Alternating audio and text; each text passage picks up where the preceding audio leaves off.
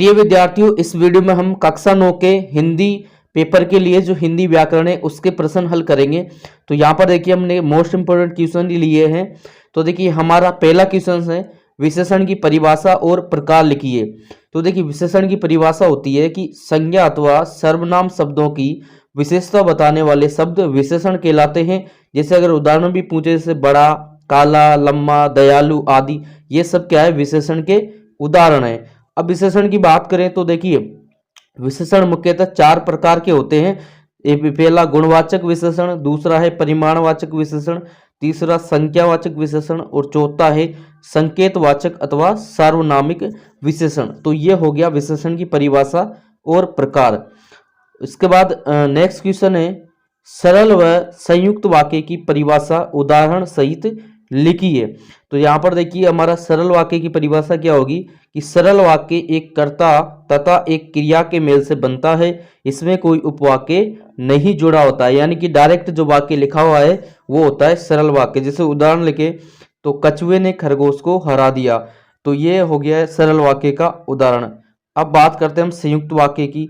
तो देखिए संयुक्त वाक्य में क्या होता है, संयुक्त वाक्य जब दो या दो से अधिक स्वतंत्र उपवाक्य किसी योजक द्वारा जुड़े होते हैं वे संयुक्त वाक्य कहलाते हैं। जैसे आप नाटक देखने जाएंगे या सिनेमा, तो देखिए यहाँ पर ये जुड़ा हुआ ना या लगा हुआ है, तो देखिए नाटक या सिनेमा ये दोनों शब्द दोनों जो है जुड़ गए तो ये होता है संयुक्त वाक्य। क्या होता है, संयुक्त वाक्य। तो इस तरह से आप चेक भी कर सकते हो कौन सा सरल है और कौन सा संयुक्त है।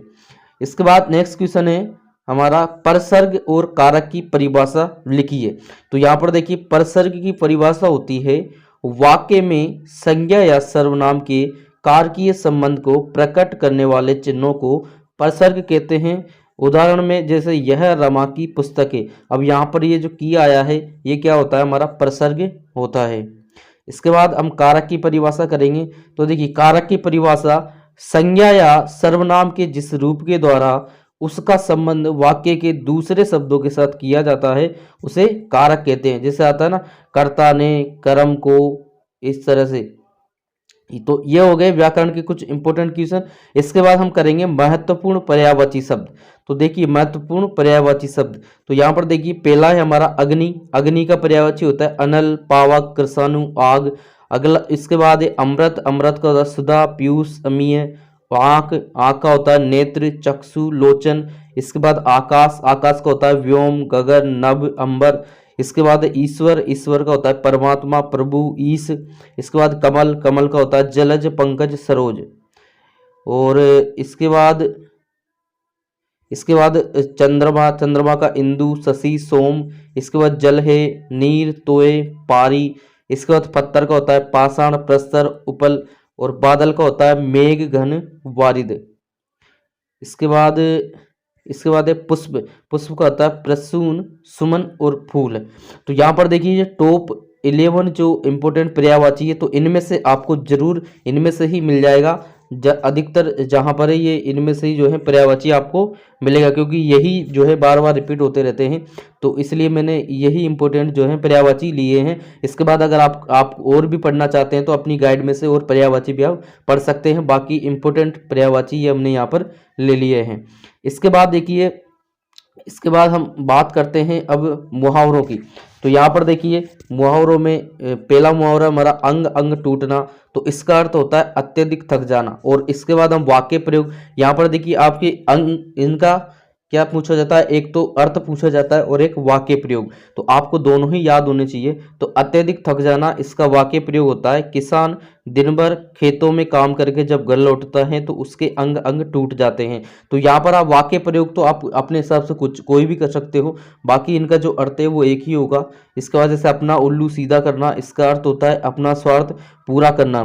तो इस तरह से डिफरेंस मैंने कुछ यहाँ पर ये इंपॉर्टेंट लिए हैं। तो देखिए कितने हैं ये, यहाँ पर ये देखिए टॉप 30 है। तो टॉप 30 में से आपको ये जो है ये मिल जाएंगे। तो मैं इसकी जो पीडीएफ है अभी डिस्क्रिप्शन के लिंक इसमें लिंक दे दूंगा, वहाँ से आप इसको डाउनलोड करके इजीली जो है आप इसको पढ़ सकते हो। इसके बाद देखिए यहाँ पर देखिए ये जो आँख जिसमें ये लिखा हुआ है ना आँख वाले, तो आँख वाले तो आप याद करिए। जैसे ये आँखों का तारा, ये आँखों में धूल झोंकना, इनको तो आप याद कर ही लेना। जैसे आग बबूला होना, आंखें खुलना, आस्तीन का सांप होना, तो इनको तो आप कर ही लेना। आंखें दिखाना इसमें से भी पूछा जाता है। तो ये जो टॉप 30 जो मुहावरे हैं इनमें से ही आपको जो है मुहावरा मिल जाएगा। इसके बाद डियर फ्रेंड्स, हमने पिछले वीडियो में जो है जो पत्र करे थे उसमें देखिए ये अनौपचारिक जो पत्र थे वो हमने यहाँ पर कुछ छोड़ दिए थे, तो उनको हम इस वीडियो में डिस्कस करेंगे। तो देखिए एक आपका इम्पोर्टेंट पत्र है कि स्वयं को आत्म प्रकाश भारद्वाज मानते हुए अपनी छोटी बहन के शुभ विवाह का निमंत्रण पत्र लिखिए। यानी कि अपनी छोटी बहन का शुभ विवाह का निमंत्रण पत्र है, तो आप इसको देख लेना। ये मैं इसकी PDF भी डाल दूंगा, ये देखिए, और आपकी गाइड में भी ये मिल जाएगा। इसके बाद एक और इम्पोर्टेंट है छोटी बहन की सहेली को पत्र, यानी कि आपकी छोटी बहन की एक प्रिय सहेली के जन्म दिवस के उपलक्ष्य में उसे शुभकामना पत्र लिखिए। तो देखिए पत्र में क्या करोगे, इधर आपका एड्रेस लिख देंगे और इधर जो है दिनांक लगा देंगे। इसके बाद यहाँ पर हम लिखेंगे डी चिरंजीवी अमृता सस्ने आशीष।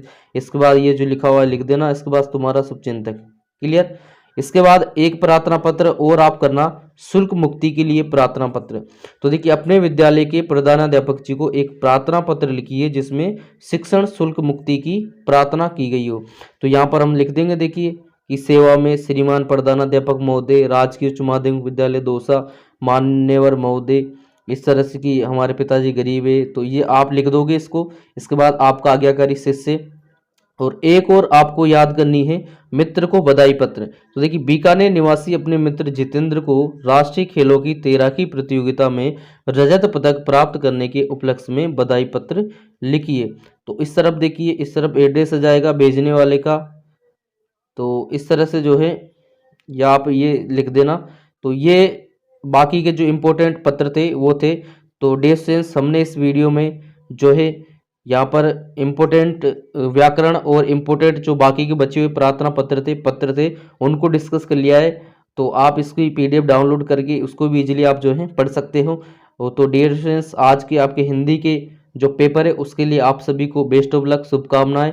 आपका पेपर अच्छा रहे। Thank you.